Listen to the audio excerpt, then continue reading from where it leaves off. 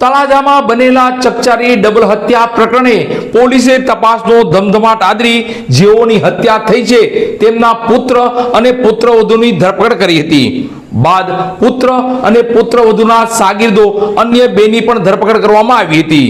ત્યારે ઝડપાયેલા આરોપીઓની પોલીસ વિભાગે આજે ઘટના સ્થળ પર લઈ જઈ રીકન્સ્ટ્રક્શન કરવામાં આવ્યું હતું।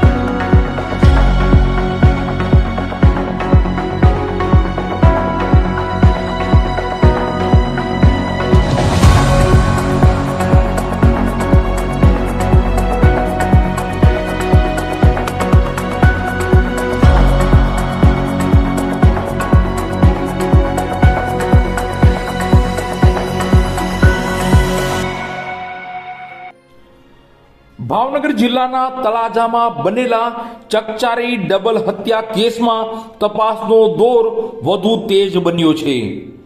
આ હત્યા બનાવમાં આજે પોલીસે ચારેય આરોપીઓ જેમાં વિમલભાઈ કિશોરભાઈ વેઠા, હેતલબેન કિશોરભાઈ વેઠા, મુની બ્લોચ અને અમીર ખાનને ઘટના સ્થળ પર લઈ જઈ બનાવનું રીકન્સ્ટ્રક્શન કરવામાં આવ્યું હતું।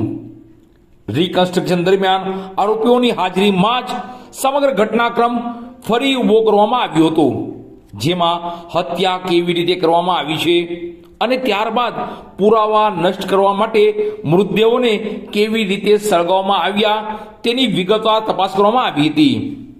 પોલીસ સૂત્રો અનુસાર આ કેસમાં પહેલા કિશોરભાઈ વેઠા અને તેમની પત્ની રેખાબેનની ગળું દબાવીને હત્યા કરવામાં આવી હતી અને બાદ મૃતદેહોને સળગાવી દેવામાં આવ્યા હતા।